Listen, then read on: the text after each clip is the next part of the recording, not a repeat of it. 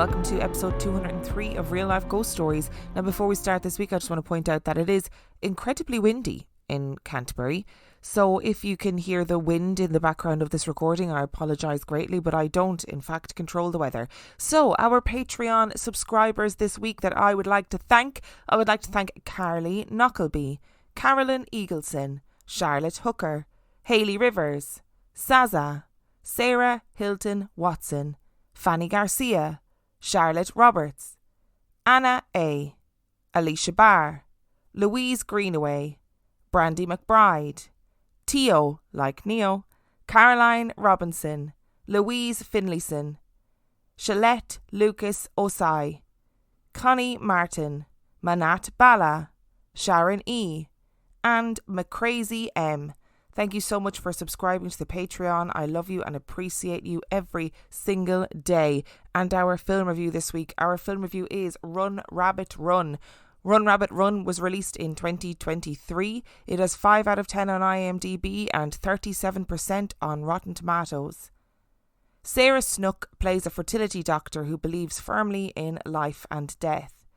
But after noticing the strange behaviour of her young daughter, she must challenge her own values and confront a ghost from her past. So as always with our film reviews, we're going to go for likes and dislikes, and starting with the likes, I literally wrote down, oof, that kid is creepy. Right down to her little head tilts. She was a creepy kid. Okay, you know how I feel about bad kid actors. There is no excuse for a bad kid actor, but she was a good, creepy kid. And the way she would just sort of appear and she would tilt her little head as she said things, oh, she gave me the heebie-jeebies. Like, drop kick that child down the stairs ASAP. Or alternatively, slam your child's hand in a car door ASAP. That's a reference to the film, by the way, and not just me being a big old sadist. She spends the film like sneaking around, being a little creep in her little homemade rabbit mask, just generally being unpleasant, smacking her ma every now and then. She was great scary kid. Oh, and not to mention, you know, apparently communing with the dead and having information that she shouldn't, and channeling the spirit of, you know, long gone people, etc., etc. Standard kid stuff. And there were a couple of moments in the film that genuinely freaked me out, like a couple of skin prickly moments, particularly pertaining to the little girl, that made me go, ooh, this is making me want to look over my shoulder. So, you know, props for that. And the other kind of main character in this story is the little girl's mum, and I really liked her. I thought she was a good, flawed character, but completely believable. Like, she's not perfect, she gets things wrong, she's trying to navigate this world with her little girl. Her dad has just died, her mum is unwell, she's going through a lot, and I really liked her. I really wanted for somebody to kind of step in and like look after her, or be like, listen, I'll take this freaky kid away from you for a little while so you can have a bit of a break. And I just thought she was a well-rounded, well-written character. And what I think this film did really well is demonstrate that, look, families are complex. Do you know what I mean? She has a really difficult relationship with her own mother. She's like estranged from her own mother. And I spent a lot of the film being like, Jesus, what happened between her and her mum that they're estranged? And she's not with the father of Mia, the little girl, anymore, but they have a really, seems like a really good relationship where they can have dinner together with his new partner and stuff. And I felt like it really showed family dynamics really well, and that families can be sort of sprawling rather than being like one tiny family unit, and that people don't always have positive relationships with their parents, for example, and it doesn't always need a big explanation. Sometimes there is just an estrangement, and I thought that was really interesting. And I felt like it was a really good exploration of family trauma and generational trauma and how that can impact people. Like, I really liked it in that regard. I thought, yeah, I like a good cerebral horror, like a horror that deals with trauma and psychology and all that kind of stuff. I enjoy it, and I felt like, yeah, you know what, this film examined it quite well. And I spent the film trying to guess, like, what are these family secrets? do you know? Because you realise quite early on that there's some difficulties within the family, and I really wanted to know, I really wanted to figure it out. And I think that's probably a testament to good writing, that I spent most of the film being like, what happened here? What is the dynamic between these people, and why is the dynamic like that? However, in saying that, I think that also links to the dislikes, right?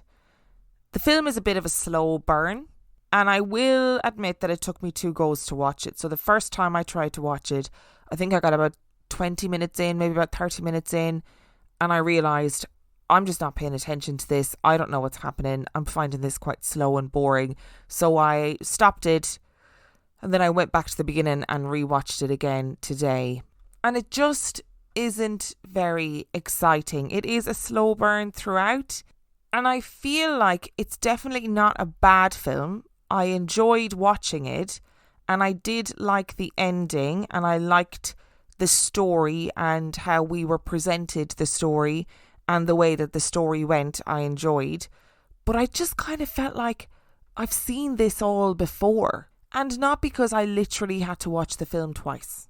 Now, what I will say, like I said in the likes, I appreciate that it added this generational trauma kind of element to the story, and how family dynamics can impact children, etc., etc. And while I liked the ending, I just felt a bit like, meh.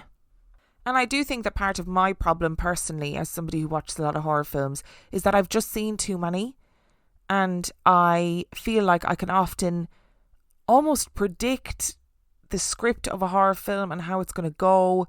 And I don't know, like, I think a lot of ideas in horror films are regurgitated and reused and repetitive. And of course, because people take influence from other films, etc., etc., there are only so many storylines. You know, I understand all of that. But I just feel like fundamentally with this film, I felt like I'd seen it all before, and I just wasn't blown away by it. But I absolutely do not think that 37% on Rotten Tomatoes is a fair score. I think fundamentally at its core, it had a decent story. It had good actors. It had a good creepy child. It had good characters. And I felt like I wanted to understand what was happening for this family. I think where it falls down is that it was a bit slow and it felt a bit samey. So for me, I'm going to give this film a 3 out of 5. I know it's a shock for everybody. I know, stop the presses. But it's a 3 out of 5 for Run Rabbit Run. Which brings us to our story this week. Now, as some of you may know, in April/May, I went to the United States of America for a month. And I travelled down the west coast of America, and I started my journey in Seattle.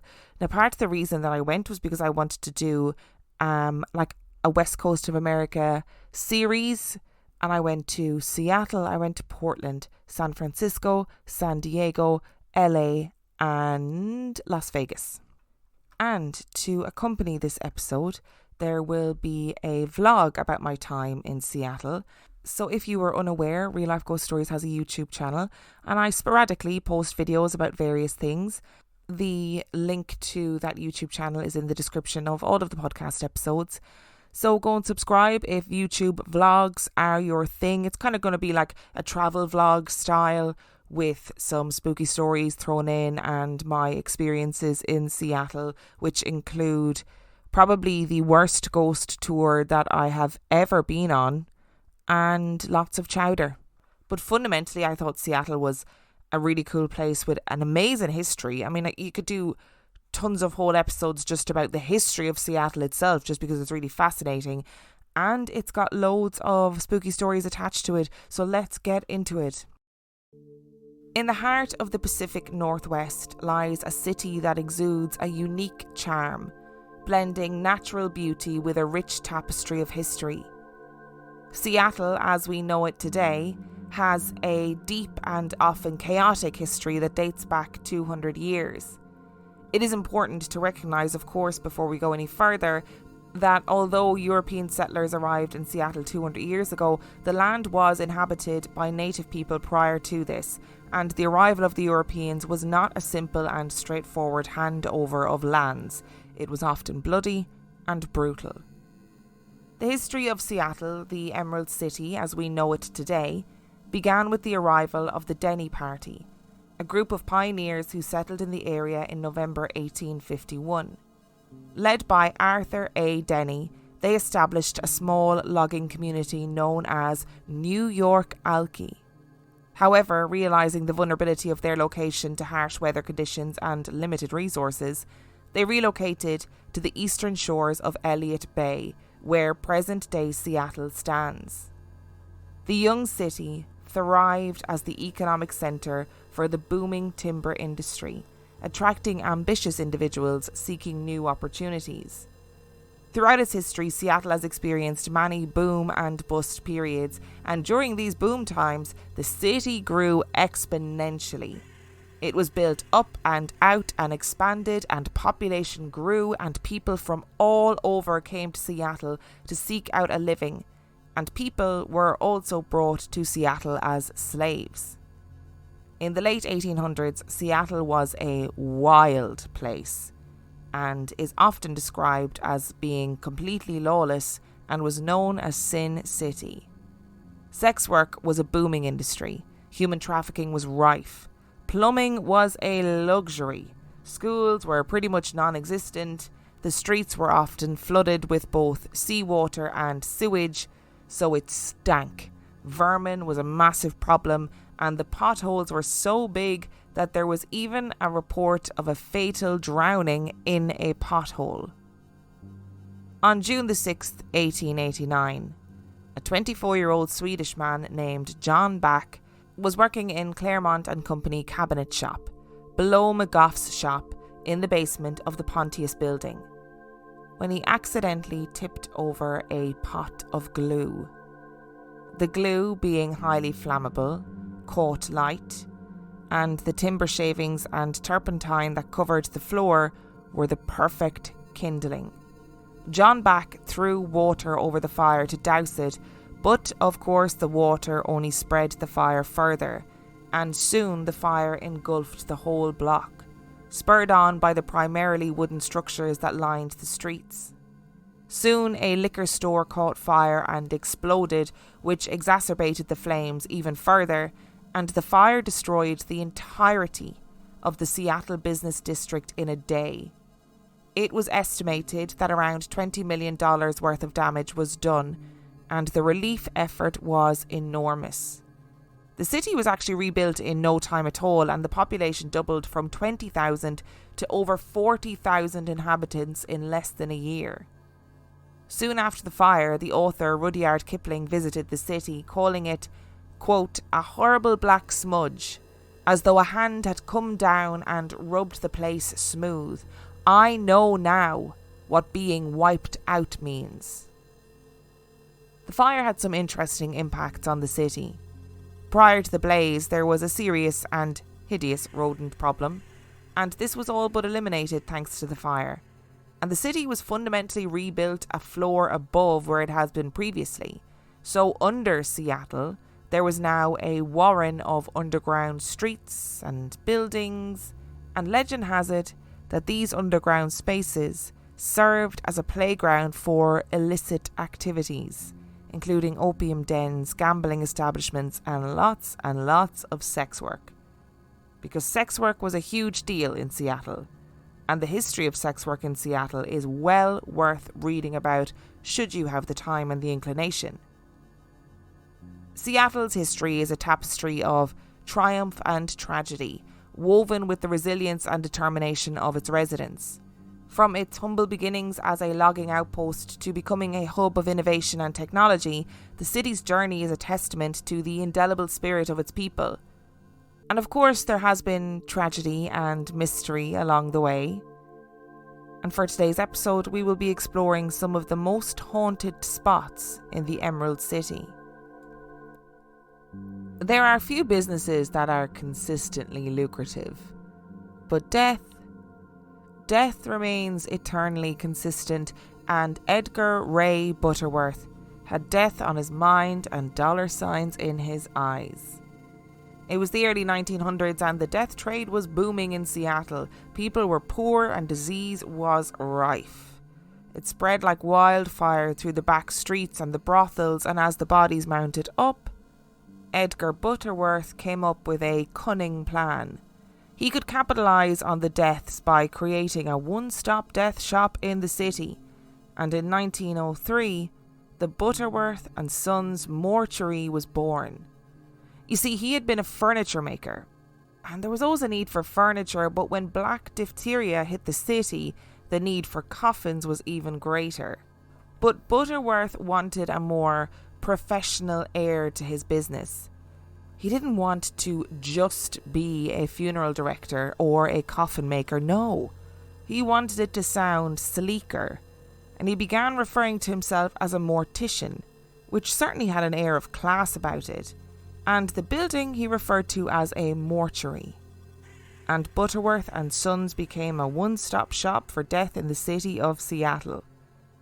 Now, of course, when you work in the death trade, there are bound to be certain rumours that spring up throughout the years, but let's firstly deal with the facts. The building itself contained everything you would need in the event of the demise of a loved one. They had a coffin showroom with coffins that were built on site, and of course a separate room for child-sized coffins. They had all sorts of burial attire for corpses that you could include in your funeral costs, and send your loved one into the ground looking their absolute best. There were family rooms with bathroom facilities for those who were reluctant to leave their dead loved ones. There were private viewing rooms, equipment rooms, embalming rooms, a chapel and storage spaces for funeral wagons in the basement. Butterworth was the first person on the West Coast to own a hearse, and he used embalming techniques that formed the basis for embalming techniques that are used today. They also were one of the first buildings to have an elevator that was, of course, used to transport bodies up and down the building. Butterworth and Sons, to their credit, did not discriminate against anyone in their funeral industry. They catered to rich and poor, and even offered a body retrieval service that saw their death wagon rolling out into the streets to collect bodies from wherever they had fallen. Butterworth also willingly cleared the debts of those who were just too poor to pay for his funeral services. Death can be expensive, after all. Like I said, however, dealing in death means that you open yourself up to certain rumours, and for years, stories have swirled around the streets of Seattle about just how far Butterworth and Sons were willing to go to cash in on those who shuffled off their mortal coil. Many will say that Butterworth was partial to helping people on their way to death for a happy little sum of $25.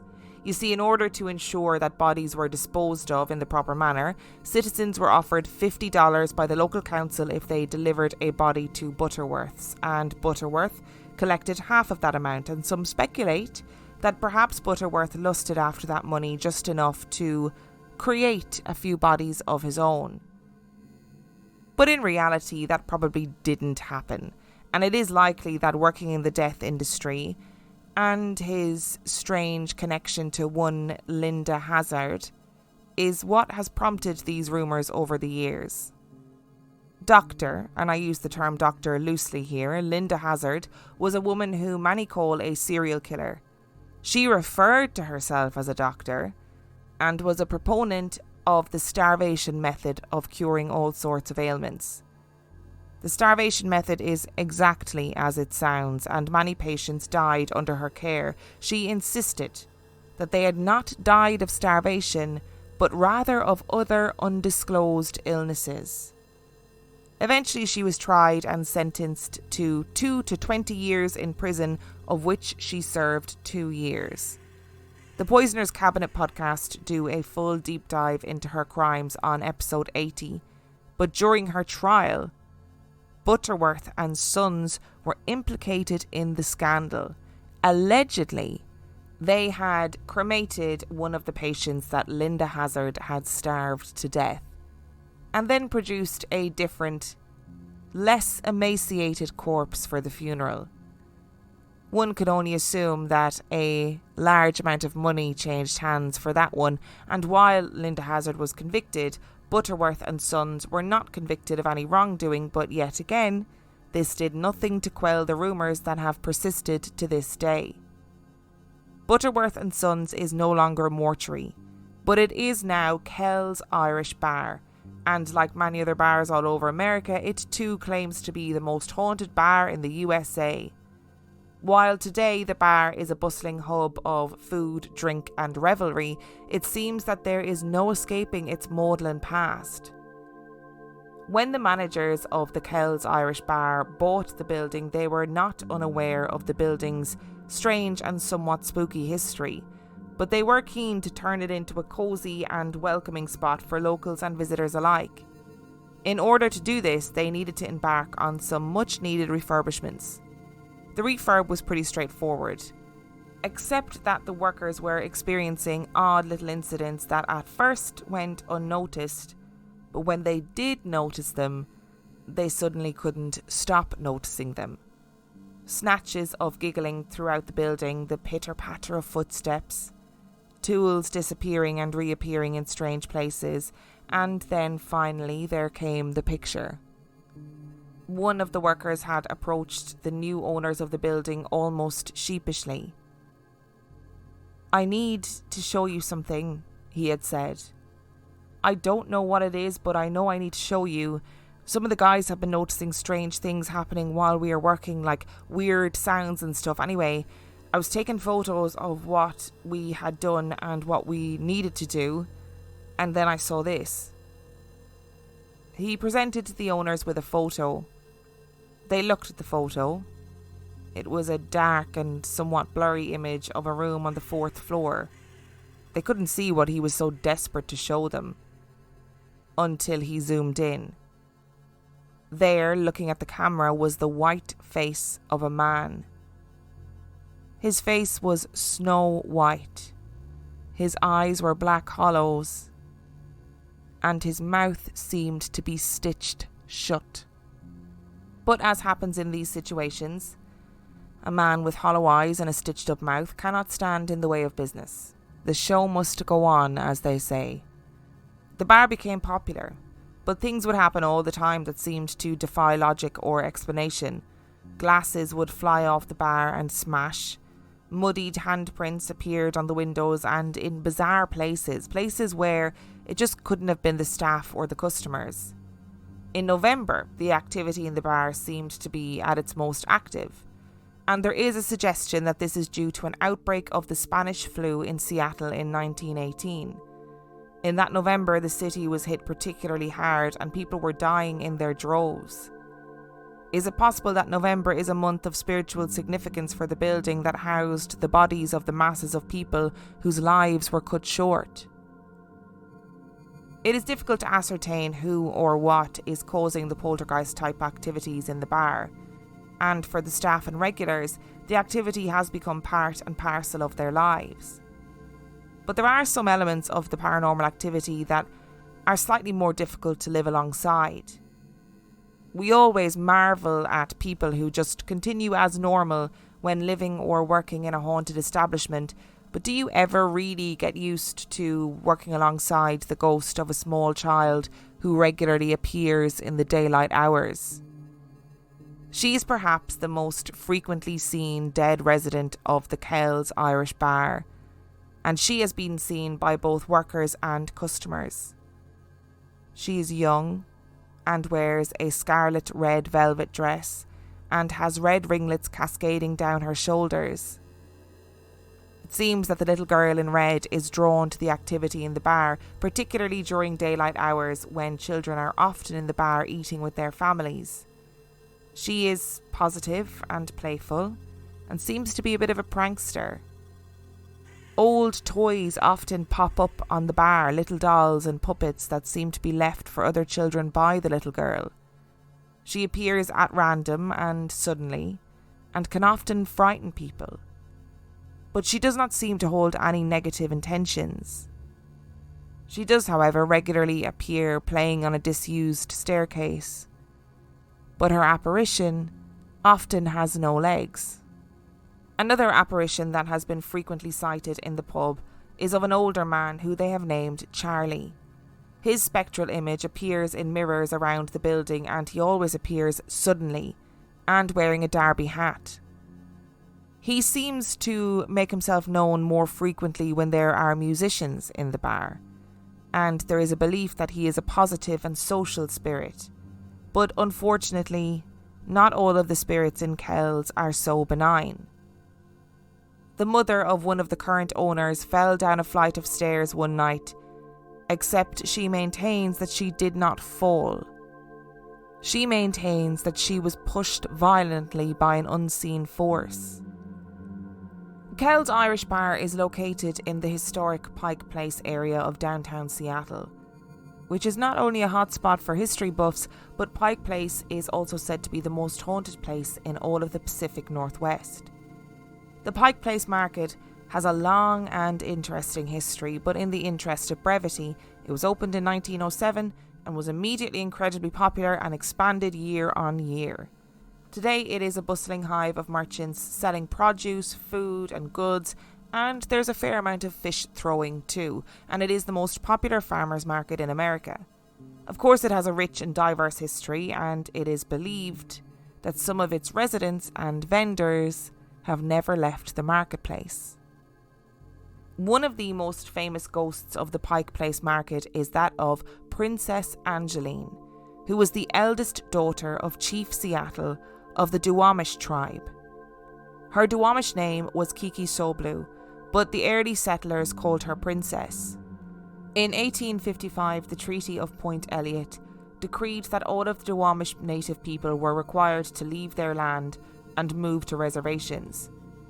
But Kiki Soblu refused. She ignored the decree and remained in the city. She lived in a waterfront cabin on Western Avenue between Pike and Pine Streets, and rather than feeling as though anyone needed to force her to leave, the Seattleites viewed Kiki Soblu as the link between the native people who had resided in the area for generations and the new city dwellers. She made her living by selling hand-woven baskets and taking in laundry, and was a permanent fixture on the streets of downtown Seattle. She was widely respected and would be seen walking the streets with a red handkerchief over her head, and as she aged, she became stooped over, walking with a cane with a shawl wrapped around her shoulders. Kiki Soblu died on May 31st, 1896, and her funeral was huge. The residents banded together to ensure that they gave her the best send-off that they could manage.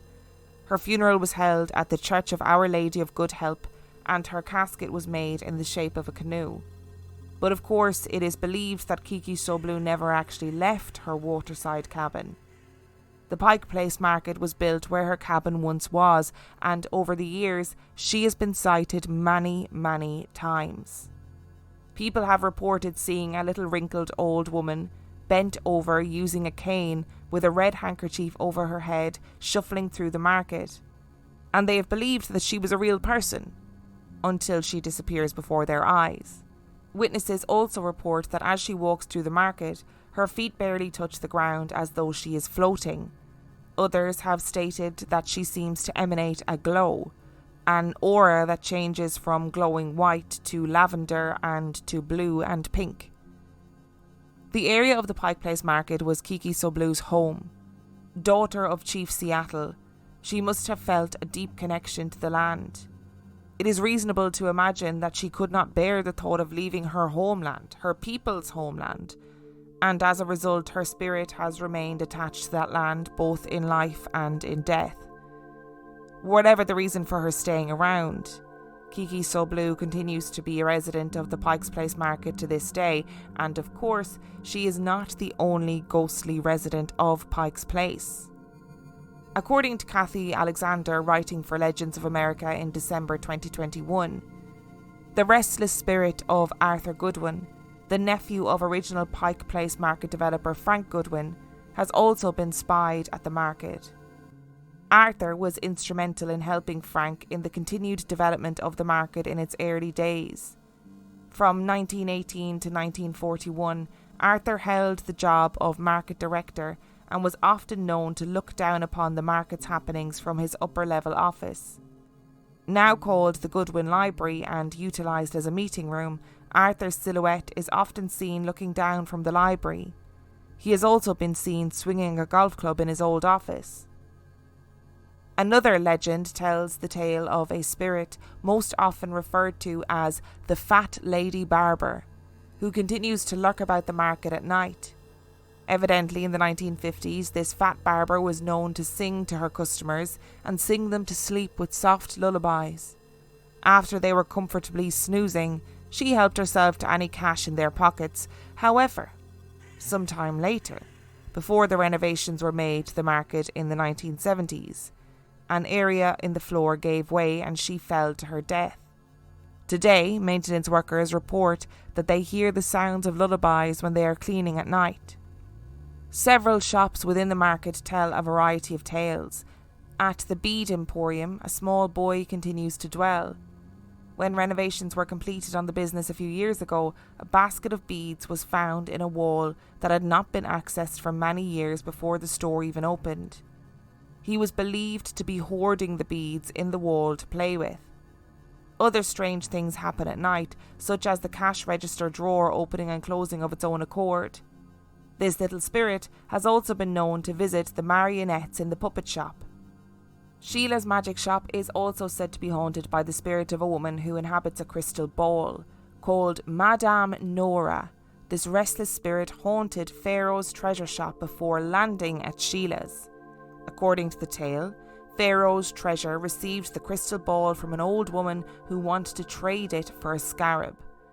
Though the old woman warned the shop owner that the spirit of Madame Nora was residing in the crystal ball, the owner thought little of it and made the trade.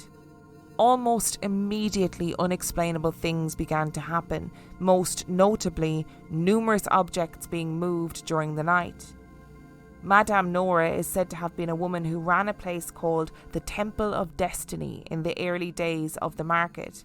She is known to have practiced crystal gazing, Egyptian sand divining, and psychic projection. She continues to leave her paranormal imprint today. Weary with the strange occurrences in Pharaoh's treasure, the crystal ball was passed on to Sheila's magic shop owner. At a Greek deli called Mr. D's in the Triangle building, the owner tells of spirits known to fight in a downstairs walk-in freezer. Some of his staff are so frightened of the dueling spirits that they refused to go in there. And at the Shakespeare & Co. bookstore, the owners would arrive every morning to find the same book off the shelf and on the floor. Brushing it off each day, it was placed back on the shelf only to find it on the floor again the next morning. Finally, the book was destroyed. The Pike Place Market is only a tiny fraction of the city of Seattle, and it is also only a small fraction of the downtown area. As you can already tell, the ghost stories are numerous.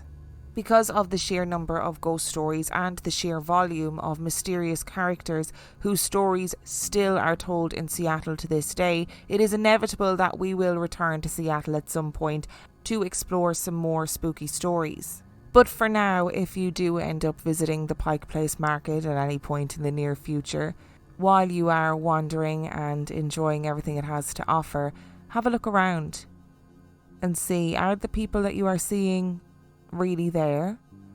Or are they the ghosts of Seattle's past that just can't quite leave?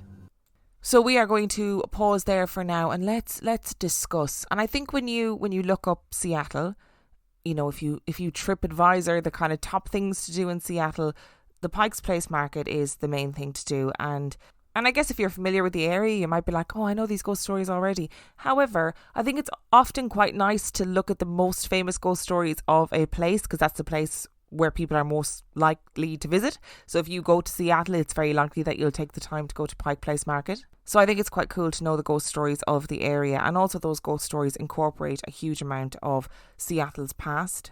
And I guess I didn't realise kind of how sordid the history of Seattle is. And I mean, in some degrees, the history of lots of cities is sordid, you know what I mean? And there's sordid parts of every city that you go to.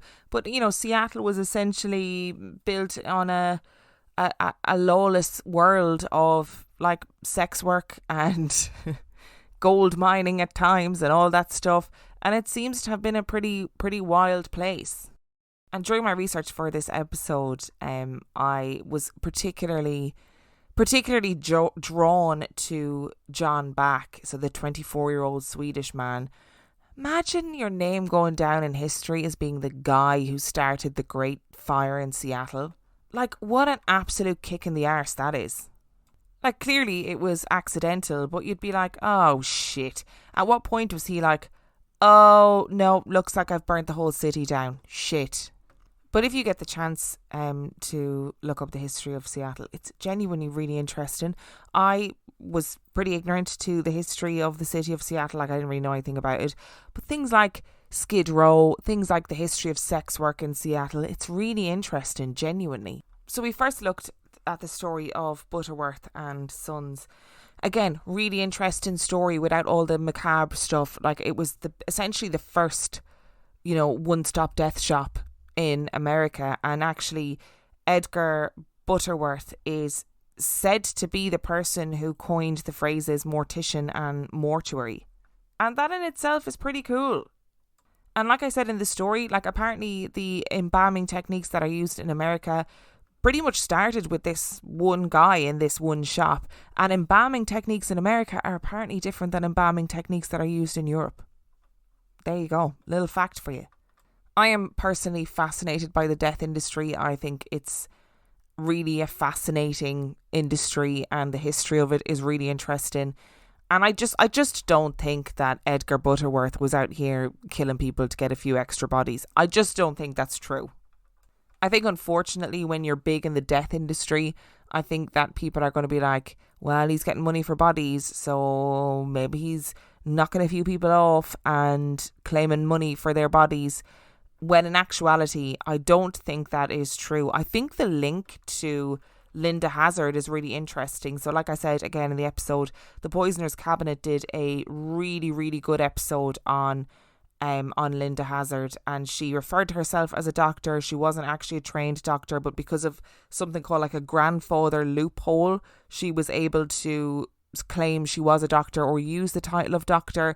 And obviously it's a difficult episode to listen to from The Poisoner's Cabinet. I mean that in a not in a negative way, but it deals with some pretty serious topics, like, people died from this starvation method, and she actually ended up going off to New Zealand after her sentencing, I think, and continued with her starvation practices. And there are places that still practice the starvation method to this day. I would be really interested to know what the situation was between Linda Hazard and Butterworth and Sons, that they cremated the emaciated corpse and presented a different one. Clearly, Linda Hazard realised, shit, this is not going to look good, that this person has died and people are going to realise they died of starvation. How do I cover this up? And there must have been money changed hands in order to do that. It's a pretty wild part of the story, and again, probably didn't help with their reputation of there being like a secret dark side to the Butterworth and Sons mortuary. And the mortuary is now an Irish bar, and listen, it fits, right? Irish people, we love death. We love a death ritual, and we're very good at death, so it makes sense. And look, I'm going to be the first person to say it, right? I've posted the picture that was taken on the 4th floor in Kel's Irish Bar on Patreon, on Instagram, and on the Facebook page. Am I convinced that it's a man with a stitched up mouth? No, I'm not. Is it a little bit freaky? It's a little bit freaky. I will give the picture that, but I'm not convinced it's a man with a stitched up mouth. It's got a certain vibe of the Del Toro film The Orphanage to the picture, but I just think saying it's a man with a stitched up mouth might be a bit of a stretch. And what is it about little girl ghosts all having ringlets? Who's doing their hair in the afterlife? It's like Danos used to say, they're like, Monty Burns dressed up as a little girl in that episode of The Simpsons. Why do they all look like that? And in all the sources that I looked at for this episode, all the sources were like, she's a nice spirit, she's a playful spirit. I don't care, okay? I don't care. If I'm seeing a legless little girl in an Irish bar and she's not legless because she's drunk, she's legless because she physically has no legs. She's getting drop kicked. Okay, it's happening. I'm sorry to be the one that has to say it. I'm going to drop kick her, and I'm going to go, that's for not doing something different with your hair. Okay? You know, equally with the spirit of Charlie, I get it. It's, you know, a positive figure there. He's a benign haunting, etc., etc. I would simply expire if I looked in the mirror and saw the apparition of an old man in a derby hat. I would just expire there and then. And I really wanted to include the story of Kiki Soblu, or as she was kind of colloquially known, Princess Angeline, because I thought her story was really beautiful, and what a strong and resilient woman. Because that, like, you know, that was her land. That was her father's land. He was Chief Seattle. And then she was like, I'm not leaving. I'm staying. Me and my wooden hut, we are staying, and I'm going to continue to live here, and I'm going to continue to make my living, and nobody is going to make me leave. And there are actually numerous photographs of her. So she was photographed numerous times by various photographers, and they're pretty amazing photographs. There's a great photo of her sitting on the porch of her little wooden house, and yeah, it just honestly, look it up. It's a really cool picture, and there's lots of pictures of her. And as regards kind of the rest of the ghosts of Pike Place Market, like, I honestly laughed at the spirit of Arthur Goodwin. Imagine being a business guy. You're just a business guy, stereotypical business guy, and your ghost is seen swinging his golf club in his office. I mean, is that not the stereotype of the typical business guy? If you're not perfecting your swing in the afterlife, what are you even doing? I also particularly was enamoured by the story of the fat lady barber, who sounds like a less stabby version of Sweeney Todd, with less cannibalism too, actually, to be fair, but probably just as much singing. It's also just a ludicrous story. Do you know what I mean? Was just singing lullabies to her customers to get them to sleep and then robbing them. You tell me nobody's talking to each other in the 1950s. I loved these stories, and I also loved Seattle, and when I was in the Pike Place Market, I pretty much was more chowder than woman at that time, because I ate an obscene amount of chowder while I was there. And like I said at the beginning, there will be a vlog to accompany this. It'll be on YouTube in the coming days, I would imagine. So if YouTube is your thing, or you just want to have a nosy at the different places in Seattle, then the link to the YouTube is in the description of this video. Thank you so much for listening to today's episode. If you would like to send in your own spooky story, you can do so by emailing it to reallifeghoststoriespodcast@gmail.com. You can also check out the website reallifeghoststoriespodcast.com. And if you are desperate for some extra content, you can subscribe to the Patreon. That is patreon.com/reallifeghoststories, where for $5 a month or $2 a month, you get access to heaps of extra content, as well as every single main and mini episode completely ad-free.